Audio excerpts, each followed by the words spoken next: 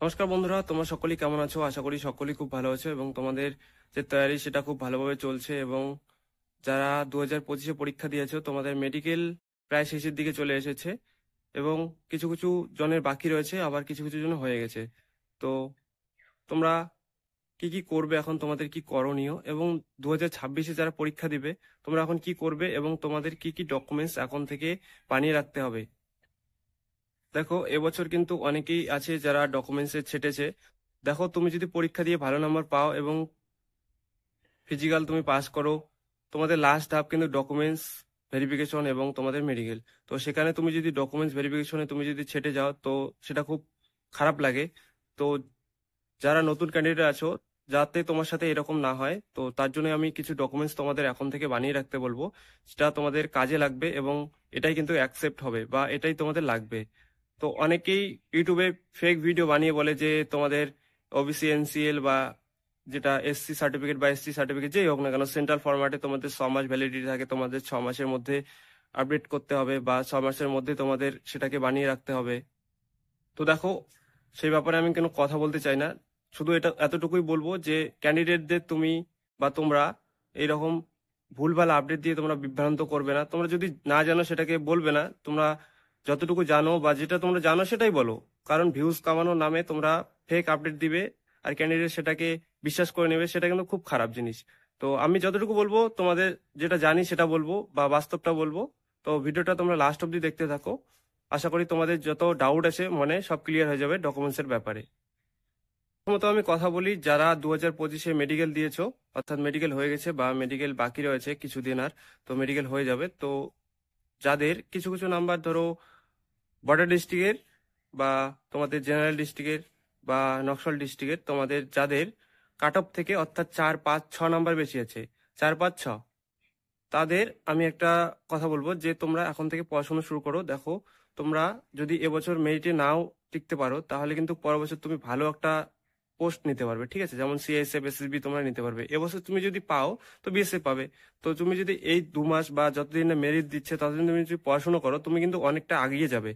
তো তোমাদের একটা আমি কথা বলবো, তোমরা এখন থেকে পড়াশোনা শুরু করো মেরিটের আশায় না বসে থেকে। এবং যাদের ভালো নাম্বার আছে, অর্থাৎ 20 নাম্বার বেশি বা 21 বা 25 বা নাম্বার বেশি আছে, 25, 30 নাম্বার, তো তোমাদেরকে আমি একটা কথা বলবো যে তোমরা এখন খুব সাবধানে থাকো।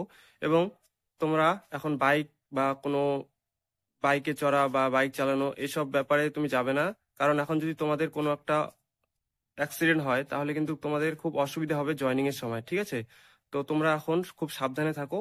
আর কয়েকটা দিন সাবধানে থাকলে, দেখো, তুমি যদি কয়েকটা দিন সাবধানে থেকে পুরো লাইফটা তুমি সেট করতে পারো, তো তোমাদের জন্য সেটা থেকে আর বড় কিছু হতে পারে না। তোমাদের বাবা মাও সেটাকে খুশি হবে এবং তোমাদের যত পরিবারের যত লোক আছে সবাই খুশি হবে। তো তুমি অবশ্যই এখন ভালো করে থাকো। আমাদের যাদের নাম্বার ভালো আছে, তোমরা অবশ্যই এখন থেকে একটু একটু করে ফিজিক্যালের জন্য রেডি হয়ে যাও। কারণ দেখো, ট্রেনিং কিন্তু ভালোই হয়। তোমাদের ট্রেনিং করছে তাদের কাছে তুমি শুনবে যে ট্রেনিং কিরকম হয়। তো অনেক পরিশ্রম হয়। তো এখন থেকে তুমি যদি একটু একটু করে দৌড়ানো বা তুমি যদি একটু একটু করে এক্সারসাইজ শুরু করে দাও, তাহলে কিন্তু তোমাদের গিয়ে সেরকম আর কোনো সমস্যা হবে না। অনেক ছেলে মেয়ে আছে যারা ফিজিক্যাল কোন রকম করে পাস করেছে এবং তাদের কিন্তু তোমাদের ট্রেনিং এ গিয়ে খুব সমস্যা দাঁড়ায়, তাদের সিমপেন হয় বা অনেক কিছু সমস্যার সম্মুখীন হয় তারা। তো তোমাদের যারা ভালো নাম্বার পেয়েছো, তোমরা অবশ্যই এখন থেকে গ্রাউন্ডে একটু করে প্র্যাকটিস করো। যেহেতু তোমাদের ফিজিক্যাল 5 কিলোমিটার তুমি কমপ্লিট করেছো, তোমরা একটু একটু করে এখন দৌড়াও, 1 কিলোমিটার, 2 কিলোমিটার, 3 কিলোমিটার এরকম করে দৌড়াও, বাস একটু এক্সারসাইজ করো, তাহলেই হবে। যারা 2026-এ পরীক্ষা দিবে, এখনো দেখো তোমাদের ফর্ম আসেনি। ফর্ম তোমাদের আশা করি এই মাসের শেষে বা পরের মাসের প্রথমের দিকে চলে আসবে। তো তোমরা ফর্মের আশায় না বসে থেকে তোমরা যে ফর্ম আসবে তারপরে আমি পড়াশোনা শুরু করব, সেটা কিন্তু খুব ভুল ধারণা তুমি করতেছো। কারণ দেখো, এখন যে কম্পিটিশন, দেখো, তোমার যদি আগে থেকে প্রিপারেশন না থাকে, তাহলে কিন্তু ফর্ম আসার পরে 2-3 মাস পরে তুমি নতুন ক্যান্ডিডেট হলে কোনোভাবেই তুমি কোয়ালিফাই করতে পারবে না। কিছু কিছু ছেলে আছে এরকম যে খুব সেটার পার্সেন্টেজ কম, ঠিক আছে? তো তোমরা এখন থেকে পড়াশোনা শুরু করে দাও।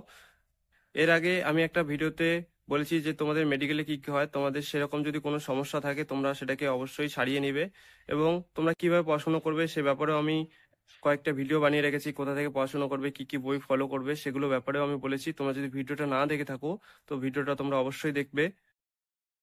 দেখো, আমি 2 বছর পরীক্ষা দিয়েছি। প্রথমবার কিন্তু আমার মার্কস ছিল 160-এর মধ্যে 122, এবছর আমার 160-এর মধ্যে 112 আছে। তো আশা করি তোমরা সেইভাবে পড়লে তোমাদের ভালো একটা মার্কস পেয়ে যাবে তুমি। তো সেই ভিডিওগুলো যদি তুমি না দেখে থাকো, অবশ্যই ভিডিওগুলো দেখবে, তোমাদের অনেক হেল্প হবে। সেগুলোর সাথে সাথে তুমি কিছু কিছু ডকুমেন্টস তুমি এখনই বানিয়ে রাখবে। যেমন অনেকের মনে ডাউট থাকে যে তোমাদের এনসিএল যেটা হয় ওবিসিদের বা এসসিদের সেন্ট্রাল ফরম্যাট হয়, এসটিদের সেন্ট্রাল ফরম্যাট হয়, তো সেটা তোমাদের 6 মাস ভ্যালিডিটি থাকে। তো দেখো, এটা একদমই তোমাদের ভুল ধারণা। তোমাদের বন্ধু বান্ধবের কাছেও শুনবে হয়তো বা যে 6 মাস ভ্যালিডিটি থাকে সেটার, তো সেটা একদম তাদের ভুল ধারণা। আমি ভুল ধারণাটাকে তোমাদের ভাঙিয়ে দিতে চাই। দেখো, তোমাদের সেন্ট্রাল ফরম্যাট কিন্তু যখন তোমাদের ফর্ম ফিল আপ হবে তখনই তোমরা 1 কপি বানিয়ে রাখবে। কারণ সেন্ট্রাল ফরম্যাট যেটা হয় তোমাদের 6 মাস ভ্যালিডিটির বেশি থাকে। তোমরা সেখানে যাবে যখন ডকুমেন্টস ভেরিফিকেশনে, আমার কথাটা তোমরা মিলিয়ে নিবে। তো তোমরা যখন ডকুমেন্টস ভেরিফিকেশনে যাবে তোমাদের যে ভুল ধারণাগুলো আছে সেগুলো কিন্তু ভেঙে যাবে। কিন্তু তখন তুমি 3-4 দিনের সময় পাবে, কিন্তু তোমাদের তখন খুব চাপ হয়ে যাবে বানানো। তো তোমরা এখন থেকে বানিয়ে রাখলে তোমাদের কোনো সমস্যা হবে না। আর যারা ইডব্লিউএস আছো তোমরা অবশ্যই এখনই একটি ইডব্লিউএস সার্টিফিকেট যেটা তোমাদের হয় সেটা এখনই বানিয়ে রাখো। কারণ দেখো, এবছর কিন্তু অনেক ইডব্লিউএস ক্যান্ডিডেট তোমাদের সার্টিফিকেটের জন্য রিজেক্ট করে দিয়েছে, কারণ তাদের ফাইন্যান্সিয়াল ইয়ারের হয় নাই। তো তার জন্যই তারা কিন্তু রিজেক্ট হয়েছে। তো দেখো, তোমাদের ফাইন্যান্সিয়াল ইয়ারেরই তোমাদের ইডব্লিউএস সার্টিফিকেট লাগবে। অর্থাৎ তুমি যদি 2026-এ পরীক্ষা দাও, তাহলে 1 এপ্রিল 2025 থেকে 1 এপ্রিল 2026-এর মধ্যে তোমাদের ইডব্লিউএস সার্টিফিকেটটি হতে হবে। ইডব্লিউএস নিয়ে কিন্তু অনেকেই মনে ডাউট থাকে যে ইডব্লিউএস সার্টিফিকেট কবে বানানো চলবে বা কবে বানানো হলে হবে সেটা। তো দেখো, তোমাদের এর আগে যদি হয় তাহলেও কিন্তু চলবে না, এর পরে যদি হয় তাহলেও কিন্তু চলবে না, যে ডেটটি আমি বললাম। তো সেই ডেটের মধ্যেই তোমাকে বানিয়ে নিতে হবে। তুমি চেষ্টা করবে যে ফর্ম ফিল আপ হওয়ার যে আগে তুমি বানিয়ে নেবে, তাহলে তোমাদের খুবই ভালো হবে। এবং যারা এসসি ওবিসি এসটি আছো তাদের কিন্তু সেন্ট্রাল ফরম্যাট যেটা হয় সেটাকেই বেশি গুরুত্ব দেওয়া হয়। যেটা স্টেটের সার্টিফিকেট থাকে সেটাকে কিন্তু গুরুত্ব দেওয়া হয় না, তোমাদের সেন্ট্রাল ফরম্যাটটাকেই বেশি গুরুত্ব দেওয়া হয় সেখানে, এবং সেটারই তোমাদের জিরক্স নেবে। তোমরা অবশ্যই সেটাকে এখনই বানিয়ে রাখবে। তারপর তোমাদের মাধ্যমিকের মার্কশিট এবং সার্টিফিকেট তোমরা যে ডেটে ফর্ম ফিল আপ করবে সেই ডেটে আগে তোমাদের হতে হবে, ঠিক আছে? তারপর তোমাদের মেন যেটা ডকুমেন্টস থাকে তোমাদের যেটা ডোমিসিয়াল সার্টিফিকেট। তো ডোমিসিয়াল নিয়ে অনেকেই মনে অনেক ডাউট থাকে। তো তোমাদের মনে কি কি ডাউট আছে তোমরা একটু কমেন্ট করে জানাবে। যেটা আমার মনে হচ্ছে যে এটা তোমাদের মনে ডাউট চলতে পারে, তো সেটা আমি বলছি। দেখো, ডোমিসিয়াল তোমাদের ক্রুশিয়াল ডেটের আগে থাকলে খুবই ভালো, আর যদি ক্রুশিয়াল ডেটের পরে হয় তাহলে তোমাদের কিন্তু সমস্যা হবে।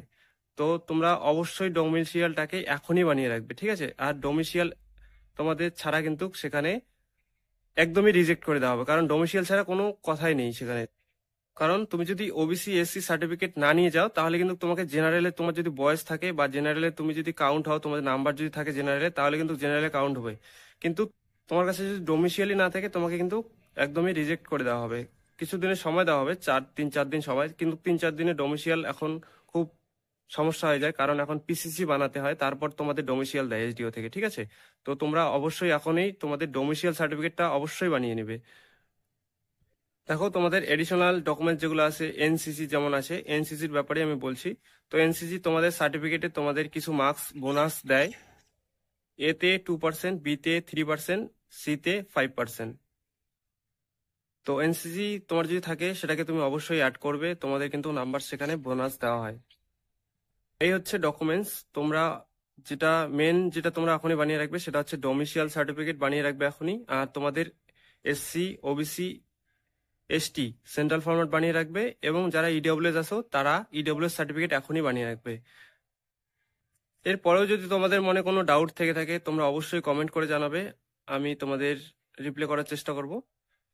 তো আজকের জন্য এতটুকুই, দেখা হচ্ছে পরের ভিডিওতে।